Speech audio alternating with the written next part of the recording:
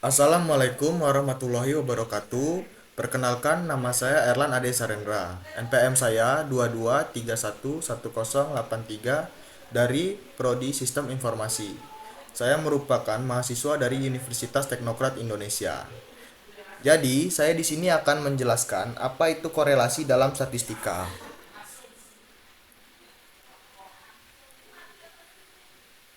Pengertian korelasi dalam statistika. Jadi, korelasi dalam statistika mengacu pada hubungan antara dua variabel, mengukur sejauh mana perubahan dalam satu variabel terkait dengan perubahan dalam variabel lainnya adalah fokus utama korelasi. Ini memungkinkan untuk menentukan apakah terdapat hubungan linier, tidak ada hubungan, atau hubungan terbalik antara variabel tersebut. Korelasi terbagi menjadi tiga. Yang pertama ada korelasi positif, yang artinya kedua variabel bergerak searah. Jadi saat salah satu variabel meningkat, maka variabel lainnya juga cenderung meningkat. Yang kedua, korelasi negatif.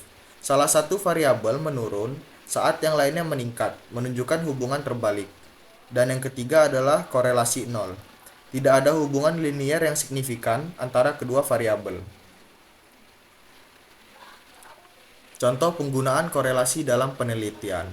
Yang pertama, contohnya adalah penelitian lingkungan, mengukur korelasi antara polusi udara dan penyakit pernapasan.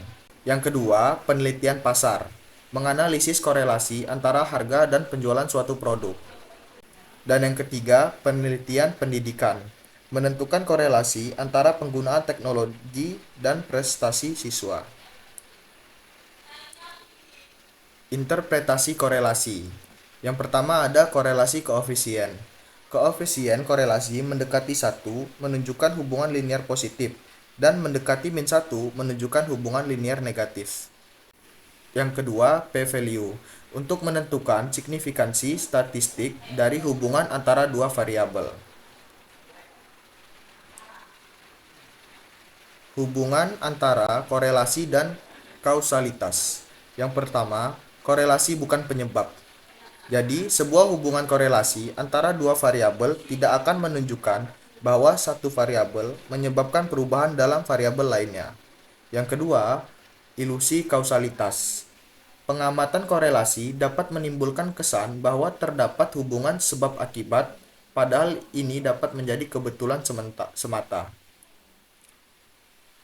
Nah, teman-teman, di sini saya sudah membuatkan contoh soal dan penyelesaiannya. Jadi yang pertama saya sudah membuat soal dengan X dan Y. Dan ini adalah rumusnya. Dengan nilai X yaitu 5, 2, 8, 10, 3, 5, 1. Dan Y-nya 2, 3, 3, 4, 6, 9, 4. Nah, nilai tersebut dijumlahkan dan ditemukan nilai X adalah 34. Sedangkan nilai Y 31.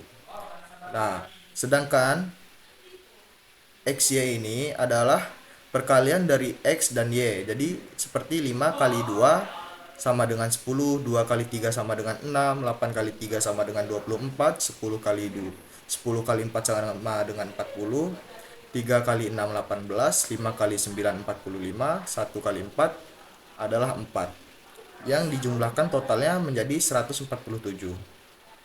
Sedangkan X kuadrat adalah nilai X yang dikuadratkan. Jadi seperti 5 dikali 5 sama dengan 25, 2 kali 2 sama dengan 4, 8 kali 2 sama dengan 64, dan seterusnya. Begitu juga dengan Y kuadrat.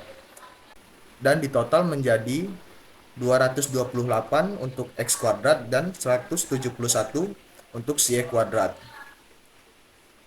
Untuk mempermudah kita saat mengerjakannya, kita mencari apa saja yang sudah diketahui. Jadi N adalah jumlah total variabel yang kita gunakan. Jadi di sini saya menggunakan 7 variabel. Sedangkan sigma X adalah total dari nilai X yang dijumlahkan, dan sigma X yang dikuadratkan adalah total dari X kuadrat tersebut yang memiliki nilai 228.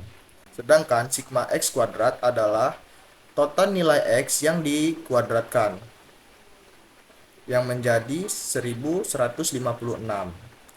Begitu juga dengan nilai Y dan sigma Y yang dikuadratkan, sigma Y kuadrat.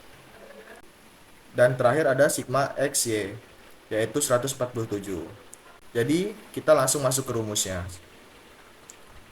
R XY sama dengan N tadi ada 7, dan sigma XY 147, dikurang sigma X-nya 34, sigma Y-nya adalah 31. Lalu selanjutnya akarnya. Di sini lalu selanjutnya adalah akar. N-nya 7, sigma X yang dikuadratkan adalah 228, sedangkan sigma X kuadratnya 100, maksudnya 1156. Dan untuk akar selanjutnya N7, sigma Y yang dikuadratkan sama dengan 171, dan sigma Y kuadrat adalah 961. Lalu tinggal kita jumlahkan. 7 dikali 147 adalah 1029, sedangkan 34 dikali 31 1054. Begitu juga seperti ini, 7 dikali 228 adalah 1596, dikurang 1156, dan 7 dikali 171 adalah 1218 dikurang 961. Di sini hasil dari 1029 dikurang 1054 adalah minus 25. Dan di sini hasil dari 1596 dikurang 1156 adalah 440, dan 1218 dikurang 961 adalah 257. Setelah itu kita harus cari akar dari 440 dan 257. Akar dari 440 adalah 20,97, dan akar dari 257 adalah 16,03. Lalu dari hasil akar tersebut kita kalikan yang menghasilkan 336,14. Setelah ditemukan hasil tersebut, lakukan pembagian dari minus 25 dibagi 336,14 yang menghasilkan 0,074. Jadi hasilnya seperti yang kita lihat adalah 0,074. Jadi sekian penjelasan dari saya. Saya mohon maaf jika terjadi salah kata ataupun kurang dimengerti. Saya akhiri. Wassalamualaikum warahmatullahi wabarakatuh.